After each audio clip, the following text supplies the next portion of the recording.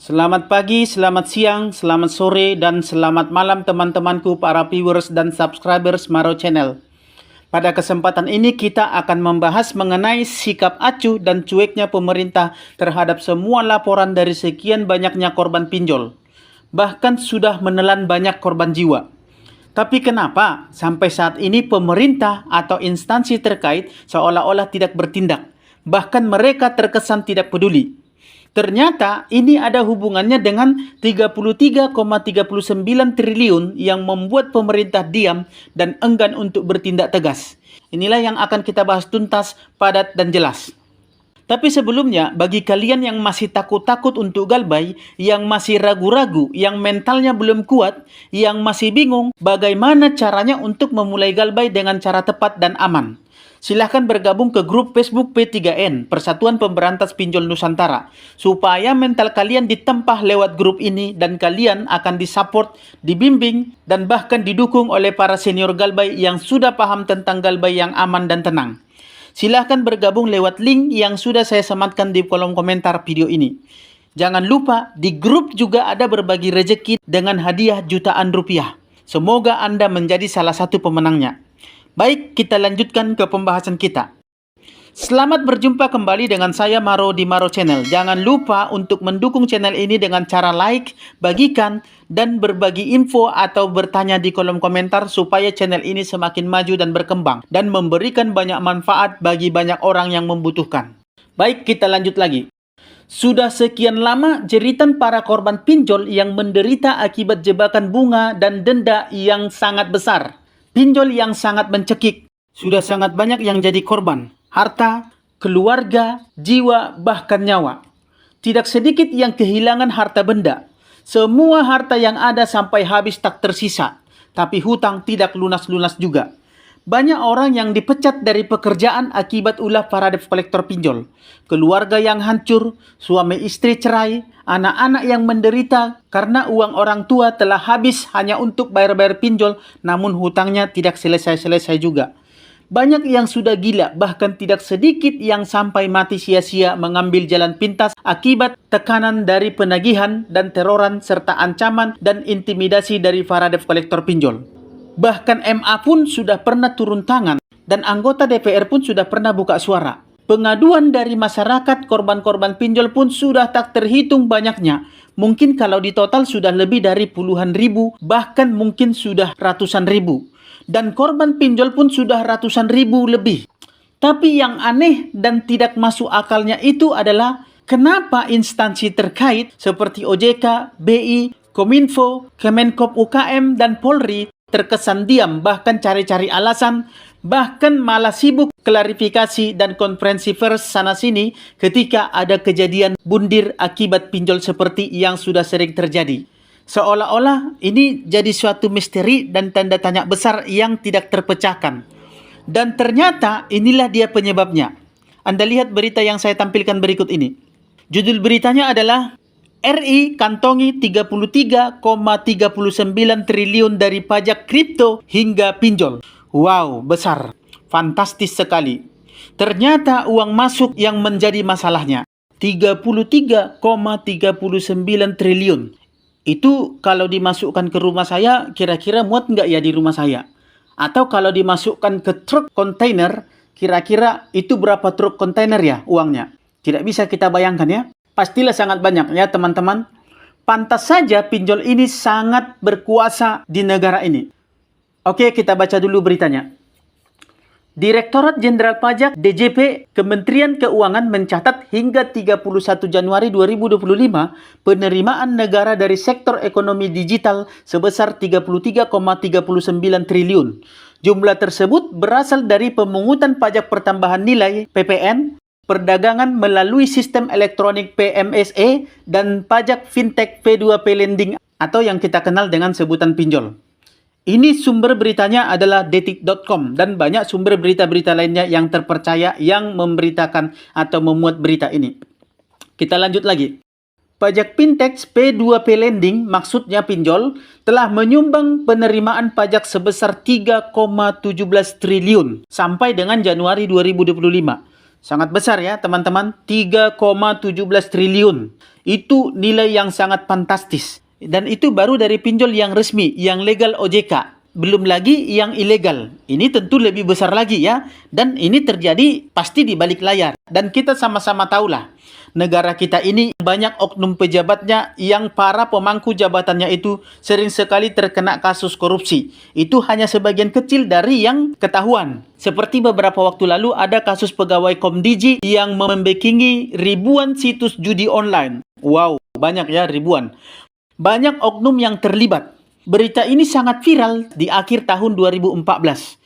Bukan tidak mungkin hal seperti ini terjadi juga di tubuh OJK dan instansi-instansi lainnya oleh oknum-oknum yang tidak bertanggung jawab.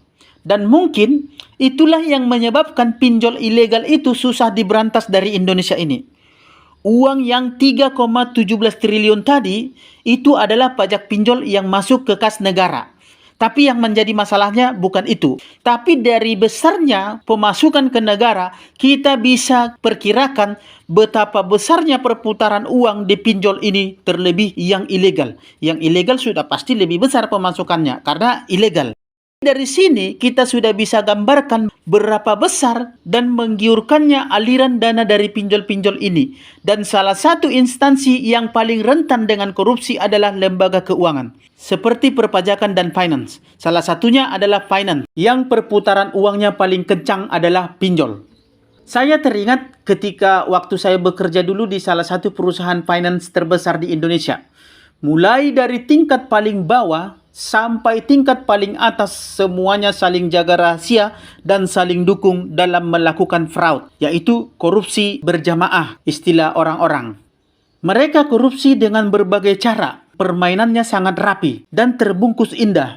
Di depan, mereka seolah-olah bersih dan berprestasi. Padahal, di balik layar sangat menyengat bau bangkai korupsi yang rata-rata mereka semua terlibat. Mereka bisa menghasilkan paling sedikit 3 kali lebih besar dari gaji mereka di perusahaan tersebut. Bayangkan 3 kali lebih besar dari penghasilan atau pendapatan bulanan mereka dari perusahaan yang resmi atau yang sah. Ini perusahaan swasta loh, yang pengawasannya itu berlapis-lapis dan sangat ketat. Bagaimana dengan lembaga pemerintahan kita? Sudah menjadi rahasia umum bahwa sebenarnya di tubuh pemerintahan kita atau instansi-instansi pemerintah kita sungguh sangat banyak sekali orang-orang korup. Dan yang tercium korupnya itu hanya sedikit saja. Bayangkan 3,17 triliun pendapatan murni dari pajak pinjol. Jika 3 kali lipatnya seperti yang saya ceritakan tadi di tempat saya bekerja, 3 kali lipatnya berarti nilainya sangat fantastis. Itu paling sedikit loh. Bukankah ini semua sungguh sangat menggiurkan dan bisa dibagi oleh banyak oknum? Kita hanya bisa berharap dan berdoa, semoga negara ini tidak sampai habis hancur lebur ke depannya karena ulah para koruptor yang masih duduk di tempat-tempat strategis pemerintahan negeri ini. Dan semoga penderitaan rakyat tidak semakin menderita lagi dan tidak semakin banyak lagi yang menjadi korban. Jadi kesimpulannya teman-temanku, ketika saya menyampaikan berita ini kepada teman-teman, membawakan konten ini, membawakan tema kita kali ini, maksud saya di situ ialah jangan lagi berharap bahwa pinjol itu akan bisa ditutup atau ditertibkan pemerintah dalam waktu dekat ini, bahkan mungkin untuk waktu panjang. Stop berhayal teman-teman. Pinjol ini hanya bisa kita hentikan hanya dengan satu cara, yaitu kita sama-sama galbay nasional. Tidak usah dibayar lagi. Nggak usah bayar lagi pinjol-pinjol yang menyengsarakan rakyat. Pinjol-pinjol yang suka main barbar. Pinjol-pinjol yang tidak punya etika. Supaya mereka kapok dan pemerintah segera bertindak apabila timbul kekacauan akibat dari galbay nasional ini. Maksudnya kekacauan adalah kekacauan secara finansial di tubuh pinjolnya sendiri. Jadi kita bukan untuk berniat jahat. Kita berniat supaya pemerintah benar-benar memperhatikan ini dan kalau bisa supaya KPK segera turun tangan untuk menyelidiki instansi-instansi terkait dengan pinjol ini. Supaya mereka kapok dan pemerintah bisa segera membersihkan instansi atau lembaga terkait yang menaungi pinjol. Hanya itulah satu-satunya cara yang bisa kita lakukan untuk menghentikan semua penderitaan dan kesengsaraan ini. Kalau tidak, maka ini akan berlangsung secara terus-menerus kepada keturunan kita, anak cucu kita, dan mungkin akan terus lagi nanti pinjol-pinjol ini akan terus menggerus kekayaan dari negara ini melalui rakyat-rakyat kecil yang tidak tahu hukum dan yang terlalu polos untuk atau memakai jasa pinjol yang sangat mencekik. Kita berharap dengan kompaknya kita, dengan bersatunya kita, dengan perbuatan kita, kita bisa menggerakkan supaya pemerintah segera melihat akan hal ini. Kalau banyak yang galbay, maka akan terjadilah kredit macet yang sangat besar. Tentu ini akan menjadi perhatian pemerintah karena ini akan mengancam, karena ini bisa membahayakan ekonomi negara. Bayangkan seberapa banyak perputaran duit yang beredar di pinjol. Inilah satu-satunya cara yang bisa kita lakukan untuk menyudahi penderitaan akibat pinjol. Sudah terlalu banyak penderitaan, sudah terlalu banyak korban, sudah terlalu banyak anak-anak yang menderita, sudah terlalu banyak keluarga yang hancur, sudah terlalu banyak korban jiwa yang hilang sia-sia akibat dari para ulah debt collector pinjol ini. Tapi sampai pada saat ini, sepertinya pemerintah tidak berbuat banyak dan seolah-olah mereka tidak berusaha untuk membenahi atau memperbaiki semua yang terjadi pada saat ini.